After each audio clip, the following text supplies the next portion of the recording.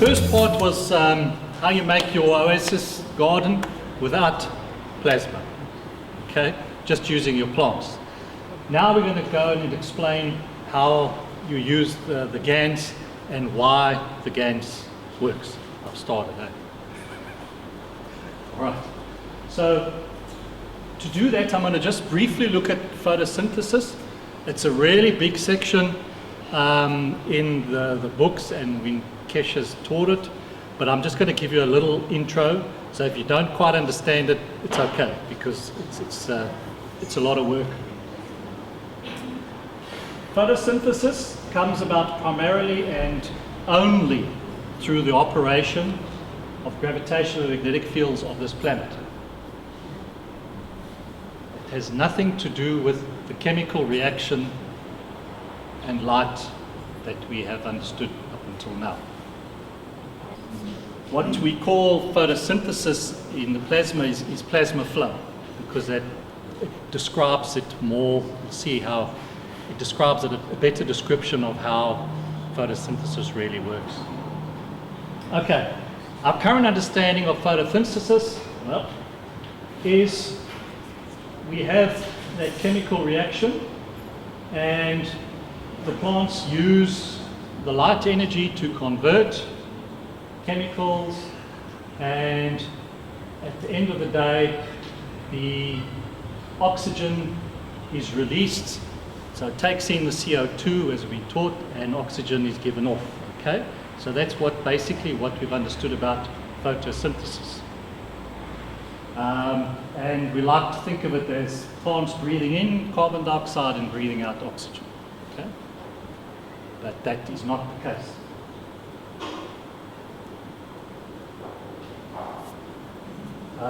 Nowhere in our current understanding has science considered these mag-grav fields at all. Okay?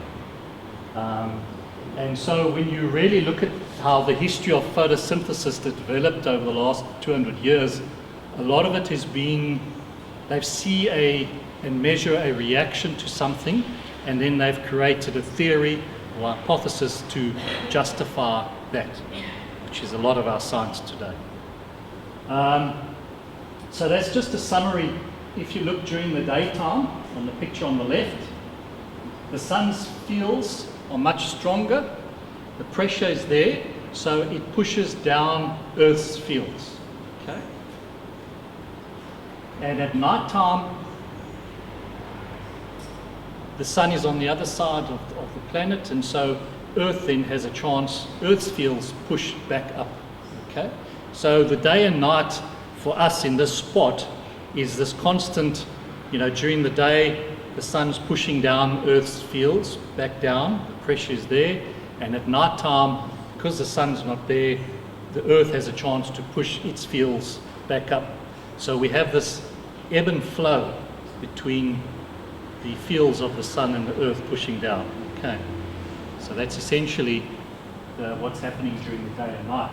And when you look at your leaf, your nitrogen is your intermediary again, so exactly the same principles we learned earlier about your upper atmosphere with the nitrogen, and from the nitrogen your oxygen is created, and as well as your carbon. Okay? So that same principles is brought back down to the leaf, okay, in terms of what's happening around your leaf. The leaf, as we've always learnt in the beginning, is like our CO2 box. Okay? So in our CO2 box we had a nano-coated plate and our copper and our zinc plate, and so we created the condition between the two plates to pull in the fields of carbon, and the fields come in and through the water interact with the oxygen and create our CO2 gas. Okay? The leaf structure is exactly the same, right? If you look at any leaf, pass it around. On the one side is the shiny side, and the other side is the matte side. Okay? So the shiny side is your nano copper plate, and the matte side is your zinc plate. Okay? Because that leaf structure does the exact same thing as your CO2 box. it creates the condition between the two layers to pull in the fields of carbon.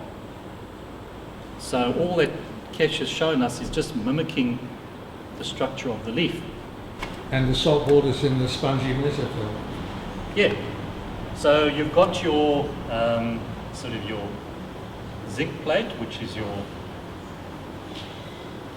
bottom of your leaf, and then you've got your nano, which is the top of the leaf. And then what you've got in your leaf is you've got a mixture of salts and moisture and water there. That's the same as our CO2 box. We fill it up with water and salt. So it creates that environment condition to attract the carbon. So that's what your leaf. So there, as I've shown, you've got your top surface, your bottom surface, and you've got your salt and your minerals in between. It's your salt water environment within your leaf. A lot of different weeds on the underside. Some of them have tried different things. Yeah, they're all different. Yes. Yeah. Is that change what's happening? Yeah. Because if you think about each leaf, the shape of it, the size of it, will attract a different field strength of carbon. Because there's millions and millions of different field strengths of carbon. There's not just one. If there was just one field strength of carbon or oxygen, then we'd have all the plants looking exactly the same. So each plant, through the design of its leaf, the structure, the layout, is creating its own condition to attract its fields of carbon that it wants, that it needs to grow.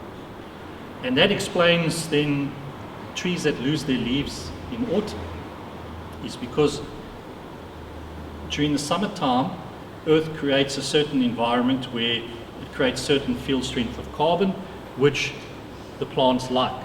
And as that, we change from summer to winter, so it changes the field strength of the carbon that's been created there. So now the leaf is not getting its fields of carbon that it needs. So it just, the structure just closes, the gap closes, and then the leaf dries and falls off. So that's a natural process because it's not getting what it needs from the environment, so it just shuts down and goes to sleep. Okay, so each leaf is different and creates that environment.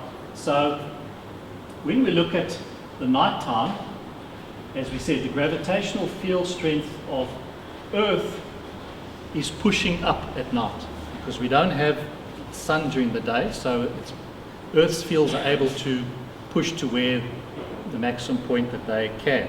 In that process, they push into that boundary of the nitrogen, which is your leaf here, and then at the same time, the oxygen is pushed away. So that's why at night time they've measured, oh well, the leaf exhales oxygen at night. It's because they've measured the oxygen around the top of the leaf and they find that there's more oxygen there than underneath. And that's purely because Earth's fields are pushing the oxygen away and pushing the carbon into the leaf. Okay. During the day it's the opposite. The pressure from the sun is much higher than Earth, so we're pushing it down. So what we end up is we have the oxygen being pushed down into the leaf and the carbon being pushed away from the leaf underneath. So that's why during the day we say, well, the carbon releases the CO2, is because the carbon's being pushed away from this environment. So we have this dance with the Earth's fields pushing in, coming this way and coming that way, with your nitrogen, your amino acid being your middle ground. All that it means is that at night time, when you look at your amino acid structure, you've got the fields feeding the carbon structure, energy for the plant, and during the day you've got the oxygen coming down in and then feeding the oxygen component of your amino acid. Okay. Because just like you've seen on your CO2 boxes, when you make it, you form that oily surface on the top, and that's why your top leaf is always shiny, because on the top is where the amino acid sits. And so your leaf structure in this, with it collecting the carbon and creating the CO2 inside, is enabling the amino acid to be formed on top of the leaf structure. And then that's what the plant is using as energy. Can I ask a question to you? Yep. So I think in that slide where you showed the chemical equation for the photosynthesis, it did say because when the sun's out, that's when the reaction happens, and then the leaf will release oxygen during the day. And at night it's fixing carbon dioxide. That's what that slide said. Yes. But what you're saying is the opposite, that we release oxygen at night because it gets pushed up by the field, and carbon in the day because the sun pushes it out. It happens both ways. It's not just a one-way street. It's what we measure is mostly the oxygen and mostly the carbon, but it's always a combination of the two. Is that measure of matter? It's what happens is, I'll get to the slides, is the amino acid that forms on here, okay? The plant uses the nitrogen because that forms your star formation. Without the nitrogen, you don't have that star formation, okay? And then you get the creation of the amino acid on top. Then the plant uses the hydrogen. That amino acid gives off hydrogen, and that uses the energy of the hydrogen of that structure. And the nitrogen is that balancer between the two and feeds. And when that loses energy, the structure, then it's used up the nitrogen, used up your hydrogen, and what's left is your oxygen that floats off.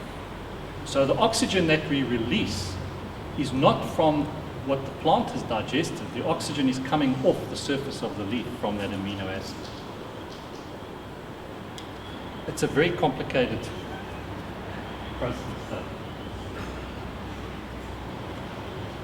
So we have the changes in the fields between the sun and the earth, the day and night, and the plants feed from the amino acid which is collected on the surface. So the plant, as we get those cycles, the plant is just changing to pull in the carbon, and then it uses the structure, the amino acid, and what we see in the evening is that oxygen coming off, and so the fields of oxygen is pushed. So we have this flow, and we need the nitrogen because it creates the condition of the flow of the fields. You know, when you look at the nitrogen feeds the carbon and flows with the oxygen and nitrogen, and your nitrogen and hydrogen. So without that nitrogen, that fourth one there, it doesn't create the star formation and you don't get the flow. So you always need that nitrogen. And that's why nitrogen fertilizers work. Where is this leaf from? Over there. It's got a leaf. Yeah.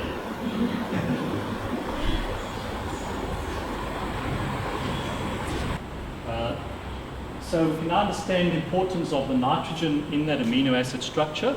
So, because often when you see plants that are sick and unhealthy, they don't have this shiny amino acid on the surface, and so they don't have the ability to attract or create any food source for themselves. So from that amino acid structure, the plants use the fields of the hydrogen as energy, and then eventually that amino acid structure breaks down and you have the release of your oxygen at night, carbon during the day. So it's not coming from inside the plant. It's coming from that amino acid on the surface.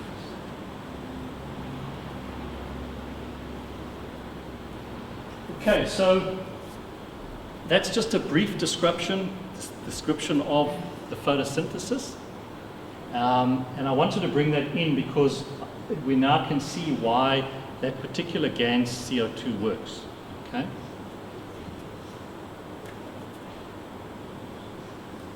Okay, so you said during the daytime, we have the sun's pushing it down,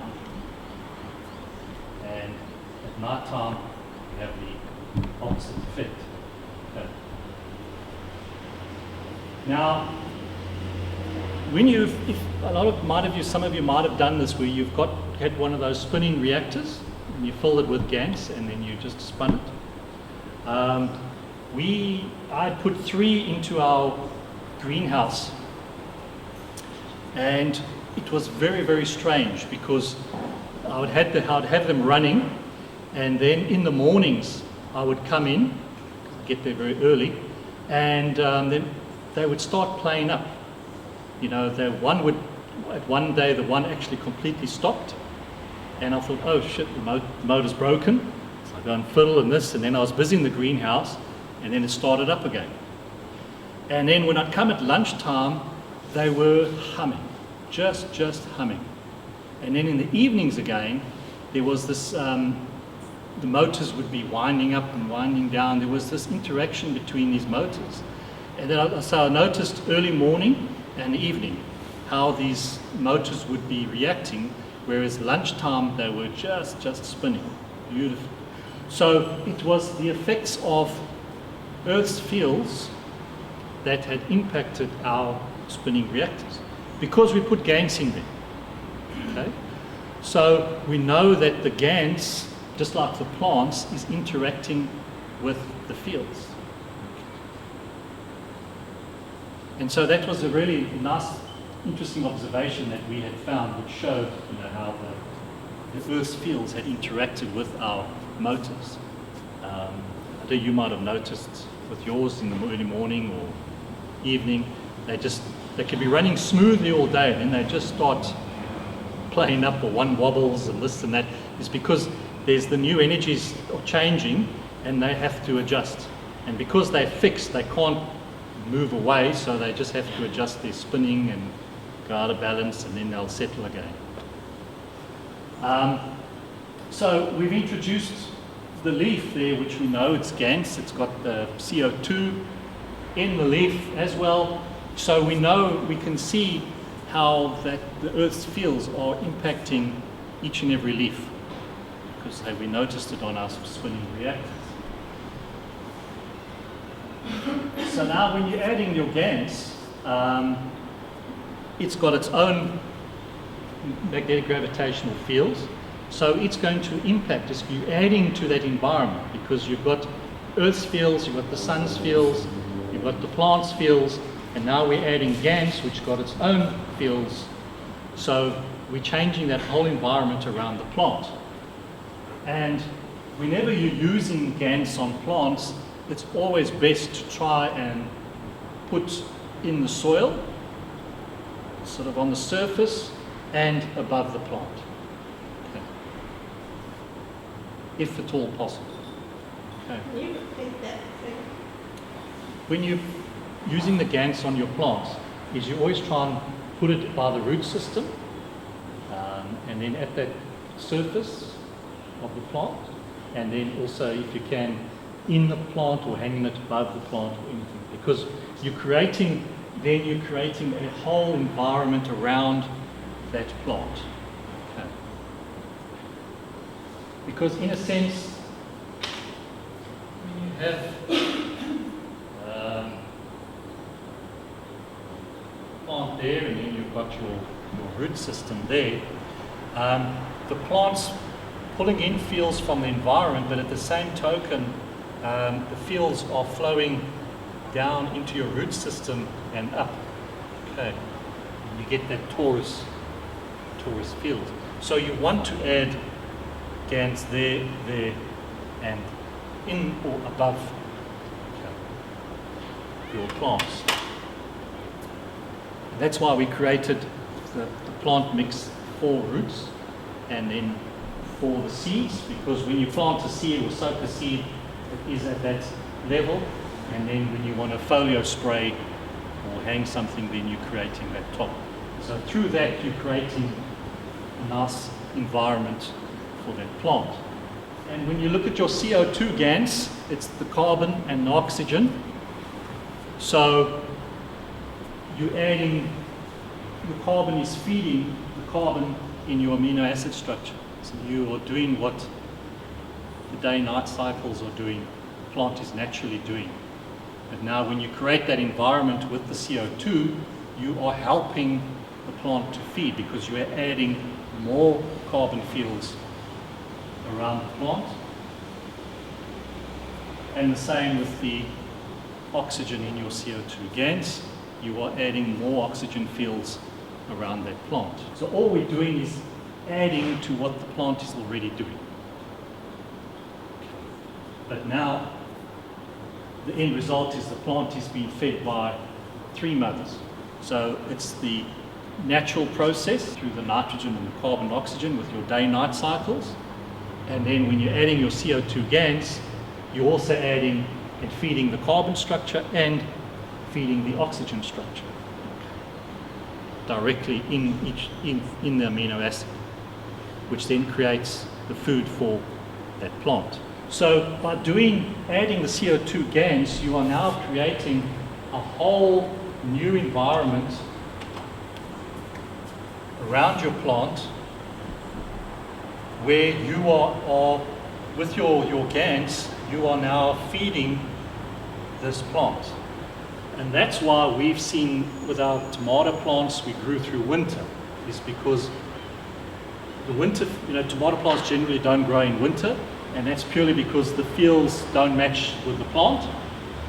So now we've added our own environment around the plant with the CO2, and so the plant is able to take the fields from that environment we created and can grow during winter. And when you do this to plants, now you can understand why plants can grow in other areas where they generally don't grow, is because we've created that environment for them. And we've seen then plants can grow, as farmers, you can extend your growing season. So you can grow plants longer into the winter season, or you can even start them earlier in the autumn to get growing. So are you just always Yes. You can add, I'll get to how you do it on different ways. But so that's just your CO2 GANS. So all we're doing is copying nature. So by putting your own CO2 GANS around the plants, you are adding and enabling the plant to feed more. It requires less energy to generate the food, the amino acid on the leaf, so it can grow bigger, you get better yields, bigger foliage, all that sort of thing. That's how you get those benefits. What's the average yield like after a season? Like if you've done the comparison between growing without the GANS and growing with the GANS, how much yield, like extra yield, would you get with the GANS compared to without? Everybody around the world is different. When they did those trials in China, I think they got almost 100% increase in the yield, but also in the protein structure within the plant. We've done an experiment with the vineyard in Coffs Harbour, and we noticed, I'll do that presentation one day, but it ended up being a failure, but because of the bacteria. But the 2 rows that we had up until December, we could easily see at least 2 times more grape formations than the other rows. Okay. And it's purely because we created an environment around the plants which helps to feed them. The CO2 and the oxygen, the carbon and oxygen. So that's all what we're doing. Again, mimicking nature with the day-night cycles and just feeding the plants. Because if you apply your conventional fertilizer, often they'll say, oh, you need chemical potassium if you want to and your grapes or Yes. and that introduces another element. How does that relate to? A lot of farming has gone down the road of where they've now identified each and every element. So is that's purely in the maths?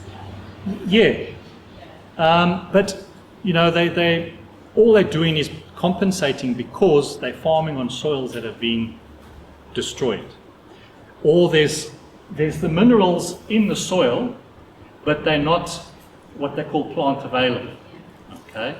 And all that means is there's no biology, there's no bacteria or organisms in the soil to convert the matter of your minerals into a GANS form, that GANS form through the energy flow give to your plant. Okay, so we've gone down this route of, oh, you need more potassium, you need more calcium, you need more of this. It's because we're dealing with soil structure that is finished and has no life. And these fertilizers work because it forms, but the problem is if you put fertilizer down, the little fertilizer pellets, it doesn't work until you add water. Because you can throw a whole ton next to a plant and it will do nothing until you water it or it rains. Okay? So why is that? Because you've got, again,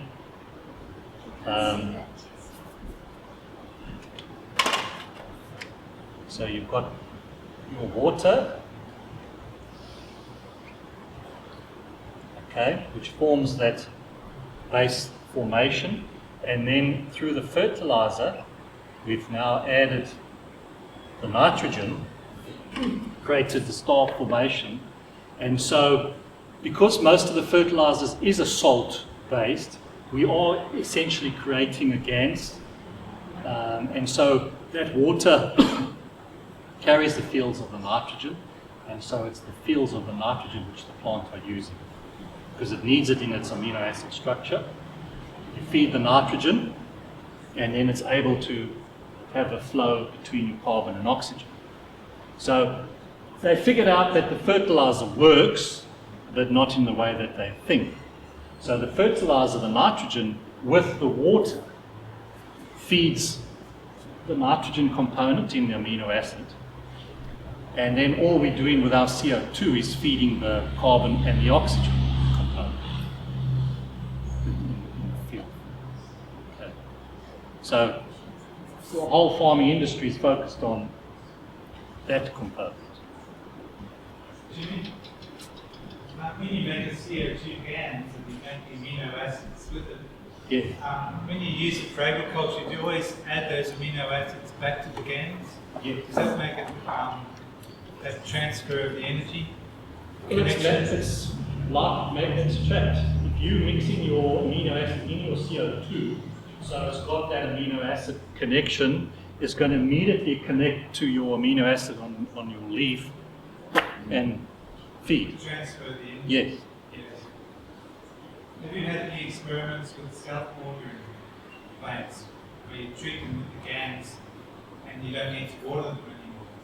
I haven't done any of those experiments, but we've got some pot plants in the house which, when we put some of the balls and that in there, they're taking less water. I'm watering about half, my intervals of watering are about double. So instead of watering every week, I'm watering every 2 weeks. The thing is, I'm not using like tough, hardy plants, like my peace lilies. They are a 2-week cycle of watering instead of 1 week,